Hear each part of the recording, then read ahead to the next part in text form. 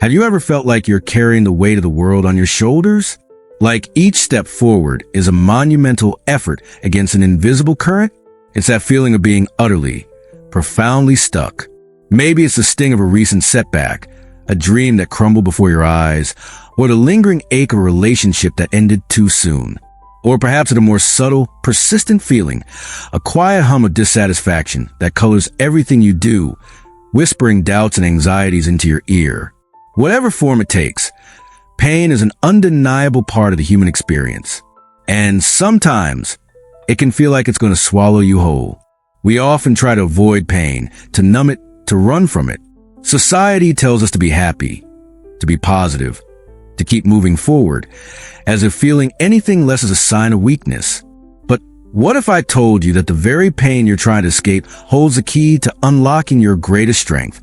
What if the struggles you're facing right now are not roadblocks, but stepping stones on the path to becoming the person you're truly meant to be? This isn't about toxic positivity or minimizing your struggles.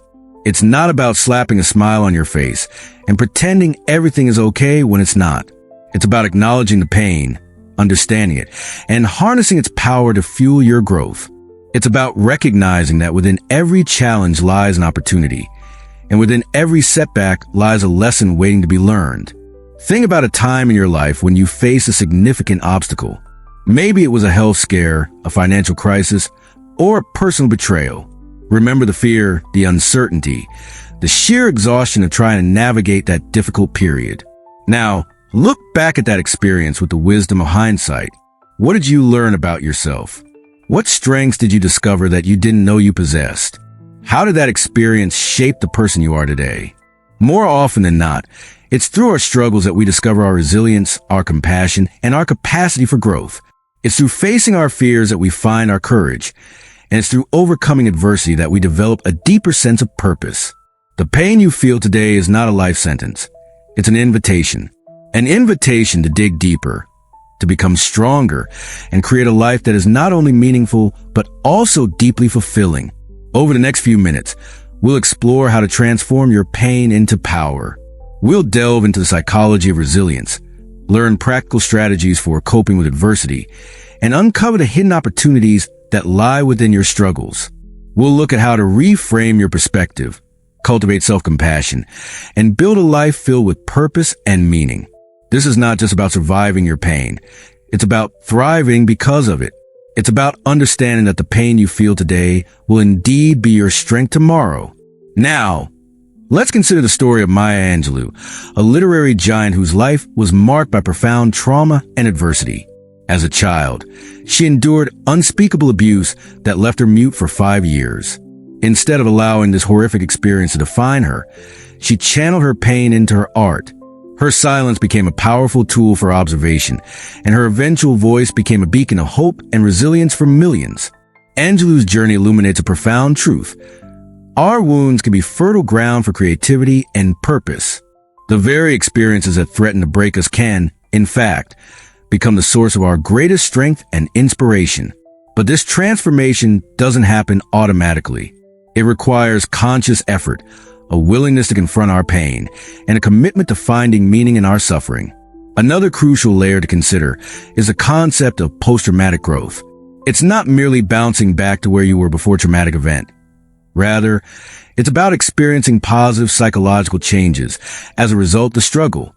This growth can manifest in various ways, such as a deeper appreciation for life, stronger relationships, a greater sense of personal strength, a new understanding of what truly matters, and a heightened spiritual awareness. Picture, for example, a small business owner whose company collapses during an economic downturn. Initially, they may experience feelings of devastation, shame, and despair. However, through the process of rebuilding, they might develop a sharper business acumen, a more resilient mindset, and a deeper empathy for others facing similar challenges.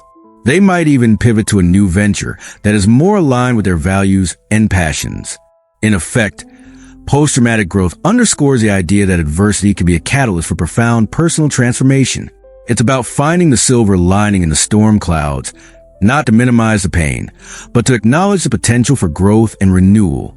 It's about reframing our perspective and recognizing that even in the darkest of times, there's always hope for a brighter future. Building on this, however, it's essential to distinguish between resilience and post-traumatic growth.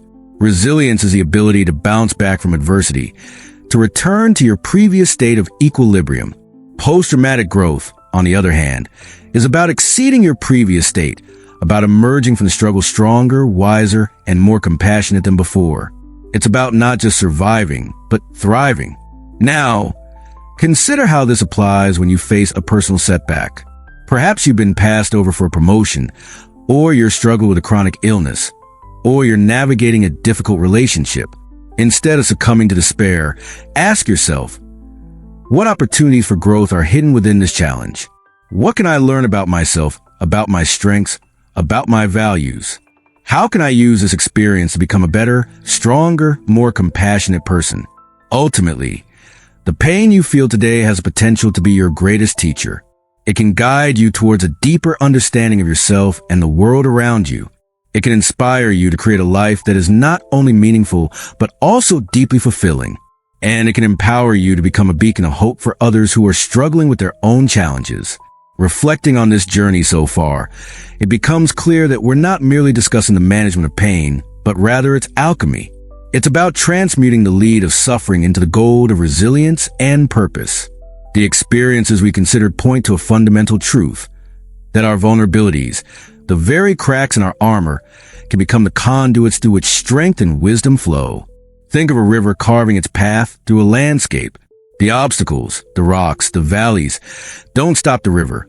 They shape its course, creating bends, rapids, and waterfalls that define its unique character and power.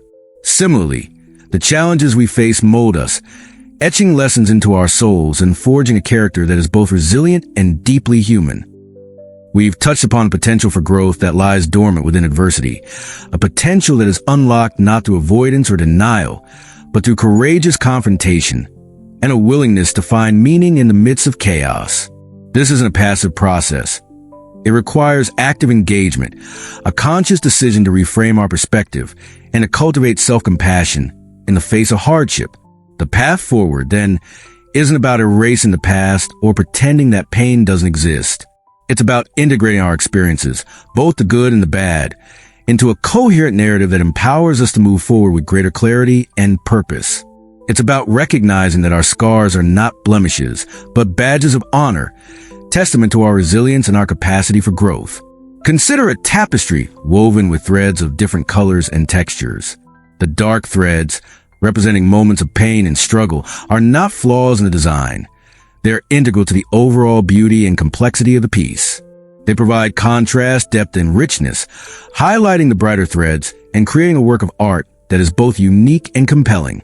Drawing these threads together, we see that the transformative power of pain lies not in its inherent goodness, but in our ability to harness its energy and redirect it towards positive growth. It's about recognizing that we are not defined by our suffering, but by how we choose to respond to it. It's about embracing our vulnerabilities, cultivating self-compassion, and finding meaning in the midst of chaos. As we pivot toward the final reflection, let us consider the immense potential that lies within each of us to transform our pain into power. It's a journey of self-discovery, a process of growth, an opportunity to create a life that is not only meaningful, but also deeply fulfilling. The next steps will illuminate how to seize that potential and make it a reality. So, where does this leave us, standing at the edge of understanding, peering into the depths of our own resilience? It leaves us, I believe, with a quiet but profound sense of agency. The pain, the setbacks, the moment of utter despair, they don't define us, not unless we allow them to. They are, instead, raw materials, the clay from which we sculpt our stronger, more compassionate selves. The secret, if there is one, lies not in the absence of pain, but in our relationship to it. To run from it, to bury it, to pretend it doesn't exist is to deny ourselves the very fuel we need to transform. It's like trying to start a fire without kindling, without acknowledging the potential energy locked within the wood. Instead, we must learn to sit with our discomfort, to explore its contours, to understand its origins. This isn't about wallowing or indulging in self-pity. It's about cultivating a mindful awareness of our emotional landscape, recognizing the patterns and triggers that contribute to our suffering. It's about developing a deep sense of self-compassion, treating ourselves with the same kindness and understanding that we would offer a dear friend. And from that place of understanding, from that foundation of self-compassion, we can begin to build. We can start to reframe our perspective, to see our challenges not as insurmountable obstacles, but as opportunities for growth and learning. We can start to identify the strengths and resources that we already possess, the inner reserves of resilience that have been waiting to be tapped. This isn't a quick fix, a one-size-fits-all solution. It's a lifelong journey of self-discovery, a continuous process of growth and transformation. There will be setbacks along the way, moments of doubt and despair. But with each challenge we overcome, with each lesson we learn, we become stronger, wiser, and more compassionate. Consider the image of a shattered vase, painstakingly pieced back together using the ancient art of kintsugi. The cracks are not hidden or disguised. They are highlighted with gold, transforming the broken object into a work of art that is more beautiful and valuable than it was before. Our scars, both physical and emotional, are like those golden seams, testament to our resilience and our capacity for healing. The true practice begins now, not in the passive absorption of these words, but in the active application of these principles to your own life.